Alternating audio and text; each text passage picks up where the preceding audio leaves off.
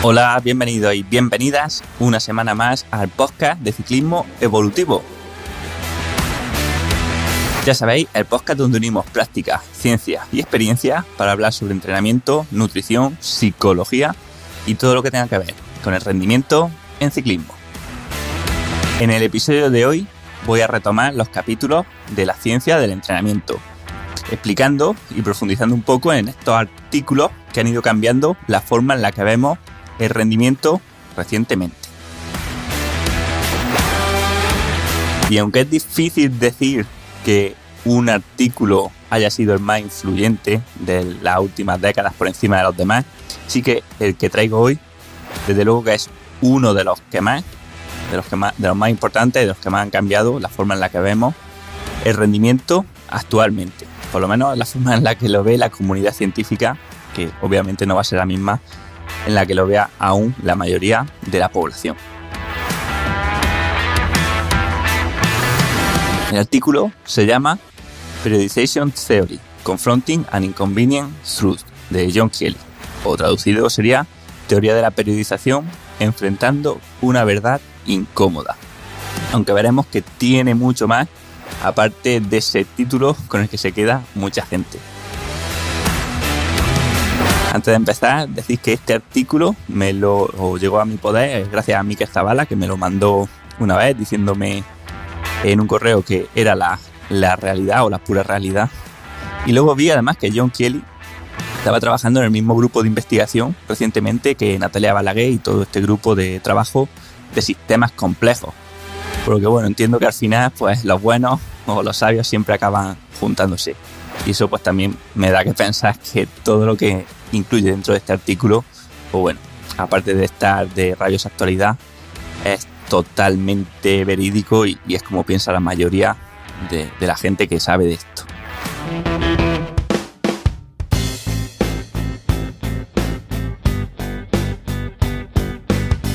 Bien, pues vamos a ir entrando poco a poco en el artículo y antes de empezar hace como una nota del autor, una nota aclaratoria, donde explica el fenómeno de la dependencia del camino, ¿no? O path dependence, que es una sugerencia de McWhorter en una conferencia que plantean cada año en la asociación de Edge.org, ¿no? y donde preguntan qué concepto científico actual podría mejorar las herramientas cognitivas para todo el mundo. Bien, este ejemplo de la dependencia del camino o la dependencia de la trayectoria, por ejemplo, lo explica con el teclado QWERTY. El teclado QWERTY es, bueno, la disposición que tenemos todo el mundo de las teclas en nuestro ordenador, ¿vale? Como están puestas, ¿vale? Si empezáis por la izquierda, Q, W, E, R, T, I, ¿no? QWERTY. Bien, pues esta disposición de las teclas en todos los ordenadores, que es prácticamente universal, no es la forma más eficiente de escribir. De hecho, se diseñó para que no fuera nada eficiente y se pusieron, entre comillas, mal a costa o a propósito, para que en las máquinas de escribir antiguas, que es donde surgió este teclado QWERTY, la máquina no se saturase, ¿vale? La máquina no podría soportar demasiadas pulsaciones por segundo, por tanto se buscó una forma de que, digamos, subóptima de predisposición de estas teclas. ¿Qué ocurrió? Que la gente se acostumbró a esa predisposición y aunque han surgido nuevas configuraciones de teclado modernas muy diferentes y mucho más eficientes, entre comillas, ¿no? Pensadas para que los dedos y la sinergia entre varias teclas se sincronicen y pudiésemos escribir mucho más rápido, estas ya son incapaces de implementarse porque estamos tan acostumbrados al teclado QWERTY que si un fabricante te saca un teclado diferente, no te lo compras. Lo que nos quiere decir John Kelly con esta metáfora es que hay muchas cosas en la actualidad que nos parecen normales y que están o que influyen mucho en la forma en que vemos el mundo y que empíricamente o científicamente no se sostienen, o sea, no tienen pruebas a favor o en algunos casos incluso tienen pruebas en contra, pero seguimos utilizándolas porque se han, insertado en la raíz de la sociedad, están tan interiorizadas que ni siquiera nos paramos a planteárnoslas, ¿no? Un ejemplo era el teclado QWERTY y hay miles de ejemplos más. Pone también otro ejemplo de la creencia hasta la actualidad prácticamente de que el ejercicio con pesas era malo en niños porque se sacó de un estudio observacional donde se vio que los niños de la posguerra de Japón que realizaban trabajos manuales muy exigentes tenían déficit de crecimiento. pero obviamente no aislaron las variables de que también su dieta era muy pobre en nutrientes. Así que este fenómeno de la dependencia de la trayectoria está en casi todos los campos del conocimiento y requiere de gran fortaleza mental tener personas o gente que se atreva a cuestionarse los dos más preestablecidos, porque además están insertadas en la mente de la sociedad y generan cierto rechazo, y llegar a conclusiones sin estar sesgados por lo que creíamos anteriormente. Bien, pues en la ciencia del entrenamiento, uno de estos procesos o paradigmas que tienen dependencia de la trayectoria y que no están tan claros son los fundamentos o la base a partir de la cual surge todo lo demás, y es el proceso de adaptación. Y es que casi todo en entrenamiento se basa en la presunción o en la creencia de que nuestro cuerpo se adapta a las cargas de una forma, bueno, actualmente se piensa por mucha gente como si fuese una forma mecanicista de estímulo-respuesta y de una forma lineal. O sea, si entreno más, me canso más, pero también mejoro más y viceversa. O sea, tan enraizada está esta visión mecanicista, ¿no? Que es la base de modelos como el de impulso-respuesta de Bannister, a la raíz del cual han surgido otros modelos, por ejemplo, modelos tipo TSS o CTL, modelos de TRIMP, etcétera, ¿vale? O modelizaciones, entre comillas, matemáticas o malas matemáticas que, bueno, tratan de calcular en función de el volumen de entrenamiento y la intensidad, pues cuál es la fatiga y la adaptación del deportista, y a través de ello también pues predecir picos de forma o predecir rendimientos futuros. Bien, pues el británico Kelly empieza en su artículo hablándonos de los orígenes o de la historia de la ciencia del estrés, y como Walter Cannon en los años 20 fue el primer fisiólogo que fue capaz de medir que nuestro cuerpo cambiaba cuando nos enfrentábamos a un estresor. Y esta respuesta era principalmente, para él, química y relacionada con la secreción de cortisol y catecolaminas. Unos 20 años más tarde, el austríaco Hans Selye, también científico que estudiaba el estrés, realizó una serie de experimentos bastante diversos con ratas. Selye expuso a las ratas a un montón de situaciones extremas diferentes, como fatiga, hambruna, dolor o temperaturas extremas, y se dio cuenta de que las respuestas fisiológicas ante el estrés provocado eran prácticamente idénticas y seguían una progresión, además, en 3 fases: fase de alarma, fase de resistencia y fase de agotamiento o daño. Esto es lo que se llamó el síndrome de adaptación general, que aún hoy se estudia, por ejemplo, en la universidad o en las oposiciones de secundaria. De lo que no se dio cuenta Selye, y esto lo digo yo porque no viene en el artículo, es que el evento amenazador real para las ratas no era los estresores a los que las había sometido Selye directamente, sino el hecho de la inyección. O sea, para medir el cortisol y todas las hormonas en las ratas, tenían que pincharlas con una jeringuilla, y claro, las ratas, en realidad la respuesta que tenían adaptativa era el miedo que tenían era hacia la inyección, hacia el pinchazo, aparte, obviamente, también de todos los estresores externos que habían sufrido.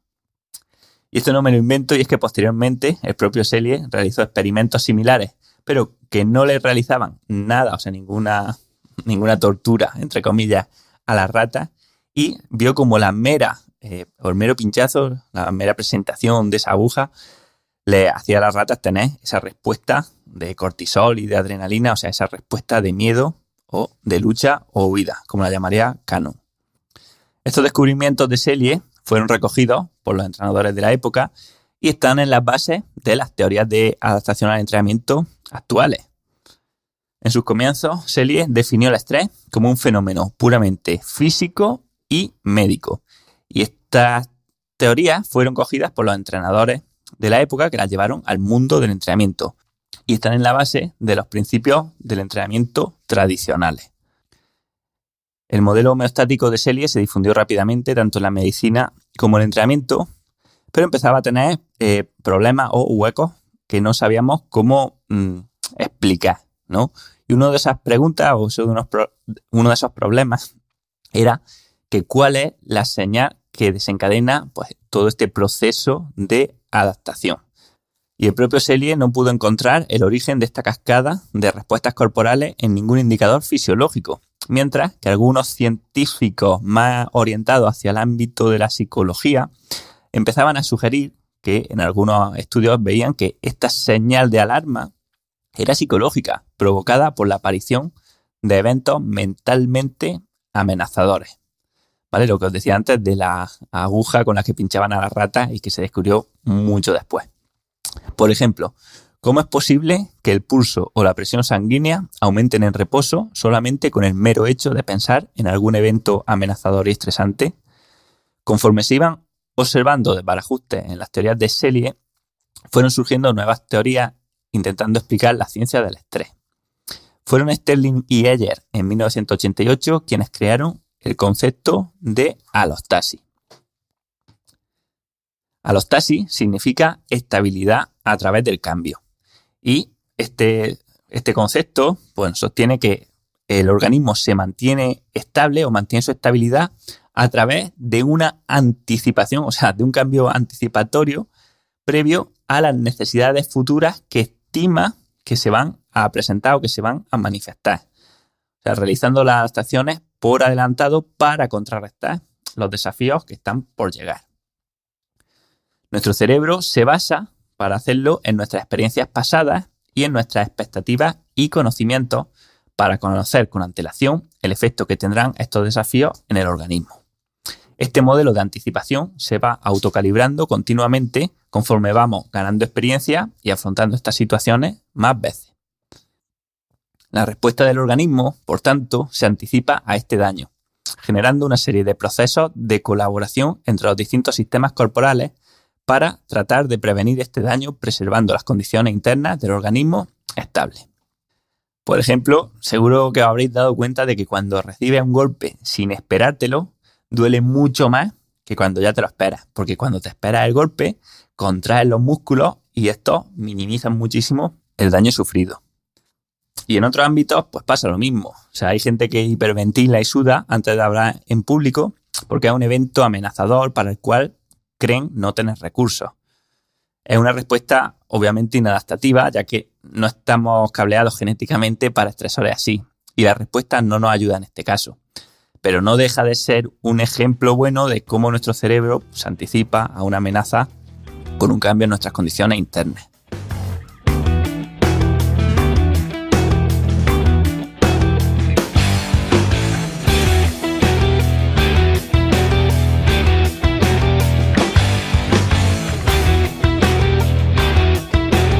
La escuela mecanicista de Selye, de Bannister, al final describe el estrés biológico como algo independiente del cerebro, algo puramente físico de causa y respuesta. La alostasis, por el contrario, pone al cerebro como órgano maestro responsable de orquestar todas las respuestas centrales y periféricas ante los desafíos impuestos. Es importante destacar que las investigaciones contemporáneas demuestran que son las regiones emocionales centrales del cerebro, los lugares muy evolucionados dentro de la amígdala y los ganglios basales, las primeras en registrar el desafío, mediar las respuestas adaptativas y además son las primeras zonas en exhibir un desgaste neuroplástico tras una carga incesante. De manera conjunta, estos módulos de la parte media del cerebro funcionan como centros de procesamiento totalmente interconectados, que sirven para integrar la cognición con información sensorial que emana de los centros periféricos y visuales. Tales ideas muestran que cuando percibimos un cambio, este se evalúa mediante un circuito de procesamiento de la emoción que este acto o que esta consecuencia posible nos genera a lo largo de un continuum o de una escala que va de benigno a amenazante y en una resonancia emocional, lo que se conoce como valencia, que da un grado de afectividad que será desde negativo hasta positivo. Esta evaluación emocional posteriormente ajusta los niveles circulantes de neurotransmisores, neuromoduladores, neurohormonas y factores de crecimiento neuronal que a su vez diseñan la cascada de respuestas bioquímicas y hormonales movilizadas para hacer frente al desafío anticipado. En resumen, o en esencia, la emoción es la que calibra la química de la respuesta de estrés según el contexto que percibimos. Explicándolo con mis propias palabras, os diría que el estrés surge de una emoción anticipatoria que sentimos ante un evento, que puede tener varios niveles de activación y de afectividad, o sea, de cuánto nos gusta y de cuánto nos hace, digamos, activarnos.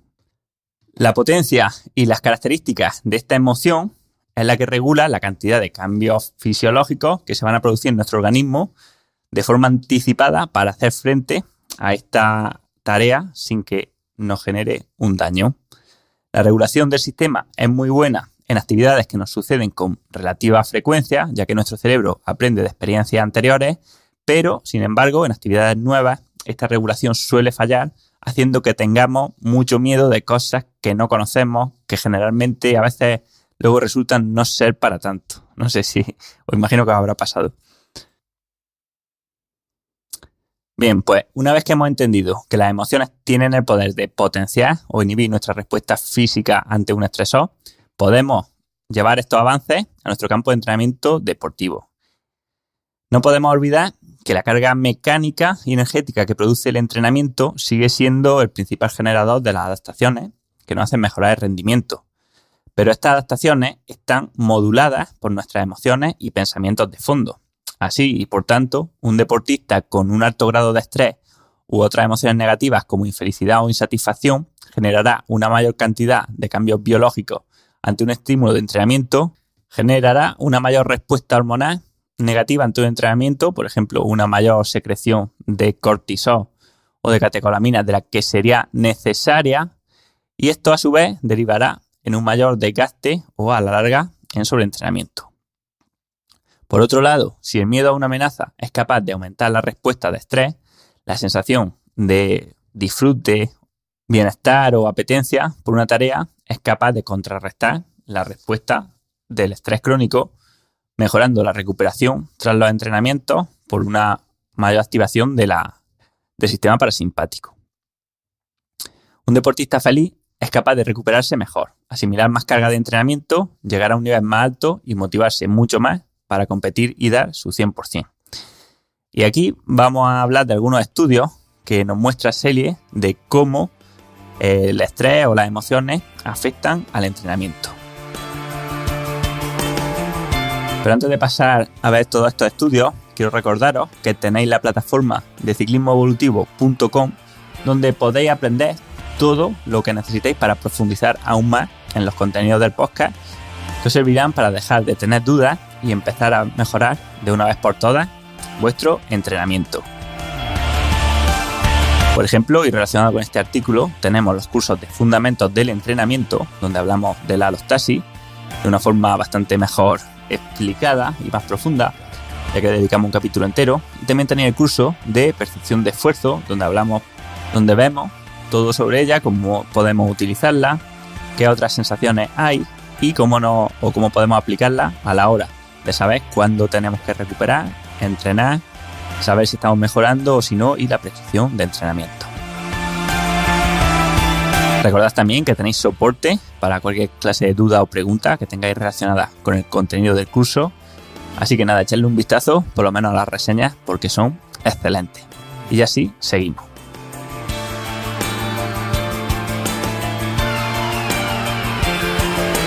Leo literalmente.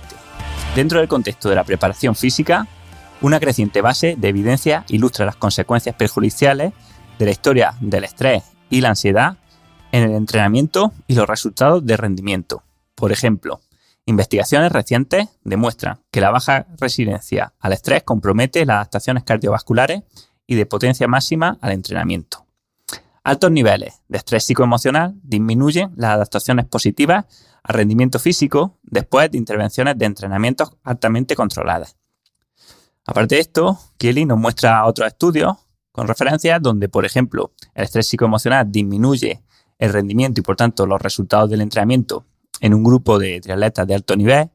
También muestra que la economía de carrera se mantiene deteriorada, o sea, disminuye en periodos prolongados después de eventos cotidianos muy estresantes, y también que el estrés disminuye las ganancias de fuerza del entrenamiento y también la recuperación muscular. Tal como dice, las poblaciones atléticas expuestas a un estrés excesivo Parecen ser particularmente vulnerables a la familia extensa de síndromes relacionados con el estrés, caracterizados por sobreentrenamiento, bajo rendimiento, lesiones por sobreuso, agotamiento, fatiga crónica, inmunosupresión y síntomas asociados a la depresión. También hay un montón de evidencia de la relación entre el estrés y las lesiones relacionadas con el deporte. Un metaanálisis reciente, por ejemplo, muestra que un historial previo de estrés psicoemocional elevado es un fuerte predictor de la ocurrencia de lesiones y demuestra relaciones significativas entre los riesgos de personalidad predisponentes al estrés, como el perfeccionismo, y las respuestas negativas al entrenamiento. Y así, en el cuarto punto, empieza a hablar de implicaciones prácticas. Y empieza dando caña al paradigma de la periodización actual, o mejor dicho, deberíamos llamar tradicional, porque bueno, ya cada vez esto está cambiando más, que se basa en la suposición implícita, ¿no?, de que los parámetros de carga mecánica, o sea, de volumen, intensidad y frecuencia, son los que marcan el estrés del ejercicio, ¿no? Por todo es sabido que se habla de, digamos, volumen, intensidad y frecuencia. Y si bien esto no es, mentira totalmente, ¿no? O sea, es como una verdad a medias, porque por supuesto que la carga física y la carga mecánica, en este caso, ¿vale?, el trabajo que realizamos, por supuesto que determina en gran medida, o es el factor quizá incluso el más importante, que produce la adaptación al entrenamiento, pero no es el único, es una respuesta incompleta. Por ejemplo, una cosa muy interesante que nos cuenta aquí es que cuando se juntan todos los estudios científicos y se analizan a nivel interpersonal, ¿vale?, la diferencia entre sujetos, los deportistas que experimentan con programas de entrenamiento similares en muchas ocasiones terminan consiguiendo unas mejoras muy diferentes entre ellos. Pero si agrupamos a los deportistas según las ganancias conseguidas y no según los planes de entrenamiento que hayan seguido, vemos que podemos encontrar deportistas que han conseguido unas adaptaciones prácticamente idénticas con tipos de entrenamiento muy diferentes. Y es precisamente a esto a lo que se refiere Kelly cuando habla de esta verdad incómoda, ¿no?, de la periodización, pero como veis no se refiere directamente muchas veces a la periodización como tal la entendemos en castellano, o sea, a la distribución más o menos ordenada de los mesociclos y de los microciclos durante la temporada para conseguir obtener, pues bueno, o el mejor estado de forma en una carrera determinada, sino que se refiere más al proceso de adaptación del entrenamiento o al proceso de adaptación tras una carga que estimamos que va a tener unos efectos que luego no tiene. Lo que pasa que es lo de siempre, como le ha pasado a Pablo Malo con su libro de los peligros de la moralidad, al final la gente muchas veces se queda solamente con el título y sacamos una conclusión de un título, algo totalmente erróneo. Sigue Kelly diciendo una cosa que es súper interesante y estoy seguro de que os va a sonar, de una invitada que tuvimos en el podcast hace unos capítulos, y es que dice: esta racionalización resalta la inutilidad de los argumentos utilizados por gran parte de las publicaciones sobre periodización, o sea, sobre el proceso de entrenamiento, a través de las cuales los defensores de los modelos de periodización específicos reclaman la superioridad de estos modelos de planificación o de entrenamiento sobre otros. La afirmación de que existe un mejor marco de entrenamiento solo es sostenible si los humanos respondiesen al estrés del entrenamiento impuesto a lo largo de trayectorias predecibles, en marcos de tiempo generalizados y conforme a relaciones de dosis-respuesta predecibles.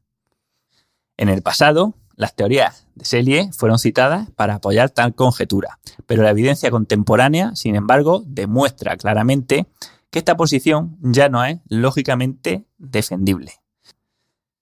Y sigo leyendo o traduciendo textualmente y dice: la proliferación de nuevas tecnologías sin duda tiene el potencial de aportar información para la planificación, pero también presenta distracciones y desafíos. La clave de estos desafíos es nuestra tendencia natural a priorizar métricas fácilmente mensurables o medibles como potencia, el peso, el tiempo, la frecuencia cardíaca, la velocidad, a costa de minimizar los parámetros que no se pueden cuantificar fácilmente, como el estado psicoemocional, la carga cognitiva, las creencias, las expectativas, las percepciones o las sensaciones. En última instancia, como se enmarca en la famosa cita comúnmente atribuida al teórico del negocio Peter Drucker, lo que se puede medir se puede manejar. Hago un inciso y desconozco si este es el mismo de la cita de lo que no se puede medir no se puede mejorar o se ha sacado de contexto esa cita tan errónea. La capacidad de medir algo, sin embargo, no refleja directamente la importancia de esto. El peligro subsiguiente es que sesgamos desproporcionadamente la teoría del entrenamiento hacia el manejo de las dimensiones físicas y fácilmente medibles del entrenamiento y descuidamos indebidamente las consideraciones psicoemocionales empíricamente impenetrables.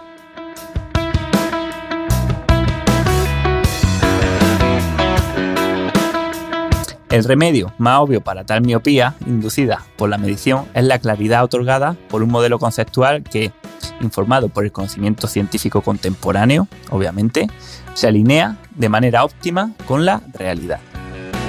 ¿Qué quiere decir con esto? Bueno, lo primero es que si hay tantos factores, aparte de la carga de entrenamiento, que modulan la respuesta y que por tanto hacen que mejoremos o empeoremos más o menos ante un mismo entrenamiento, no tiene sentido centrarnos solamente en uno, solamente en la carga de entrenamiento. Tenemos que integrarlos todos y además sabiendo que esto no es una relación donde los factores se suman, sino que es un sistema complejo donde la subida de uno podría incluso hacer que disminuyesen otros. Estamos hablando de factores o de partes interconectadas con relaciones dinámicas y no lineales entre ellas. Así que no hay un plan de entrenamiento perfecto para todo el mundo, ni siquiera para una misma persona. Los planes de entrenamiento estándar que nos ofrece Strava, los libros o incluso algún entrenador no tienen razón de ser actualmente. Como hemos visto, cada deportista va a conseguir unas adaptaciones diferentes con un entrenamiento similar y puede conseguir un rendimiento similar con entrenamientos diferentes. E incluso dentro de un mismo deportista, las necesidades del entrenamiento cambian de un año al siguiente o de un mes a otro, al cambiar su historia de entrenamiento, su estado psicoemocional, su carga cognitiva y multitud de factores más. Esto no quiere decir que los entrenadores no sirvan de nada, justo al contrario. La función del entrenador personal es más necesaria que nunca. Eso sí, el entrenador debe tener los recursos para hacer frente a situaciones cambiantes con éxito. Como le escuché a Natalia Balaguer, el papel del entrenador actualmente debería ser de coayudante del entrenamiento. O sea, que el entrenamiento sea bidireccional. El entrenador planifica un periodo de tiempo, pero el deportista debe ser capaz de transmitir sus sensaciones, estado de fatiga o preferencias y además dar su punto de vista sobre el proceso de entrenamiento para llegar a un acuerdo común. Esto al final es una especie de mutualismo donde el entrenador tiene algo que el deportista necesita, que es esta información, y el deportista tiene algo que el entrenador necesita, que son sus sensaciones y percepciones. Debemos, por tanto, unir las dos cosas. Ya no se puede planificar la temporada ideal por adelantado. El plan debe ser reactivo e ir cambiando para adecuarse a las circunstancias del deportista y del ambiente. No se trata de tener previsto un plan B, ya que no sabemos qué va a pasar en el escenario B, C o D. Solamente podemos tener los recursos para ir reajustando nuestro plan de nuevo una y otra vez según evolucionen las circunstancias. Y es que, como decía Mikel, el papel lo aguanta todo, o como dijo una vez el entrenador de Mike Tyson, todo el mundo tiene un plan hasta que le golpean en la cara. Además, las creencias sobre la eficacia del plan de entrenamiento amplifican los beneficios que se consiguen. Esto es parecido a lo que ocurre con el efecto placebo, del que ya nadie pone en duda su existencia. Si piensas que una pastilla te va a hacer sentir menos dolor, acabas realmente sintiendo menos dolor, aunque la pastilla fuese simplemente de azúcar. Por tanto, si estás convencido de que el plan de entrenamiento que estás siguiendo funciona y que es el mejor plan que podrías seguir, funcionará más de lo que lo haría si no estuvieses convencido, aun con el mismo tipo de entrenamiento. Y viceversa, cumplir a rajatabla el plan de entrenamiento, si no estás convencido de su eficacia, seguramente te acaba dando malos resultados. Y esto no quita que también debamos entender que nunca va a existir un plan perfecto de entrenamiento. El perfeccionismo es una creencia negativa. Incluso alguna vez he publicado que el perfeccionismo es imperfecto, puesto que no tiene en cuenta el daño que hace a nivel de estrés o de ansiedad su mera presencia. O sea, si quieres ser perfeccionista, por definición, ya estarías teniendo un entrenamiento imperfecto, puesto que el perfeccionismo es negativo para el rendimiento. Hablando de perfeccionismo, en tanto en cuanto nos referimos pues al exceso, o sea, a la perfección máxima, ¿vale? Una cosa es tomarnos las cosas en serio y hacerlo lo mejor posible, y otra cosa es la persecución de un ideal perfecto y máximo que nunca va a ocurrir, porque el mundo no es perfecto. Y el mundo no es perfecto porque, por ejemplo, yo soy parte del mundo y yo no soy perfecto. Por eso es importante dejar a un lado nuestra búsqueda imperfecta de la perfección y centrarnos mucho más en otros factores que hasta ahora hemos descuidado, seguramente por nuestra ignorancia y por nuestro pensamiento de que no eran tan importantes, a nivel psicoemocional, como buscar, pues, como siempre digo, el propósito en lo que hagamos, el disfrute de los entrenamientos, la tranquilidad, la relajación dentro de lo que se pueda, en fin, encontrar un poco una forma de que el entrenamiento se convierta en un disfrute, en algo que queremos hacer y no en un evento amenazador potencialmente que nos genera estrés o ansiedad. Y por último, el artículo pues termina dando un toque de que abramos la mente, de que siempre ha habido cosas en las que hemos estado equivocados y lo hemos sabido a posteriori, cuando hemos tenido la posibilidad de tener las herramientas o las ideas de reconocerlo. Muchas veces ni siquiera es que hayamos estado equivocados en el pasado, sino que simplemente las ideas pues se matizan o se completan, y por supuesto que no es ningún ataque a los modelos tradicionales que se hayan usado hasta ahora, porque al final cada persona hizo lo mejor que sabía con lo que tenía, y desde luego cada paso, desde Selye hasta Bannister, o sea, cada paso tenía todo el sentido del mundo y ha sido un avance, pero ahora, en base a la evidencia que tenemos, toca dar otro paso, y este paso obviamente va a ser doloroso para quien haya construido una carrera en base a los modelos tradicionales o mecanicistas, pero no queda otra que darlo. Así que, sin más, espero que os haya gustado este resumen / traducción / puntualizaciones mías. Y nada, si os ha gustado, deciros que me ayudaréis muchísimo si lo compartís con colegas, con amigos de grupeta o amigas de los ciclistas. Y también que si queréis seguir estando al día de todo lo que vaya publicando, de artículos o podcasts que leo y me parecen interesantes, preguntas y respuestas, pues tenéis el grupo de Telegram de Ciclismo Evolutivo, que os dejo las notas del episodio, donde podéis acceder y ver todo eso. Así que sin más, yo soy Manu Sola Arjona y esto ha sido Ciclismo Evolutivo. Nos escuchamos la semana que viene.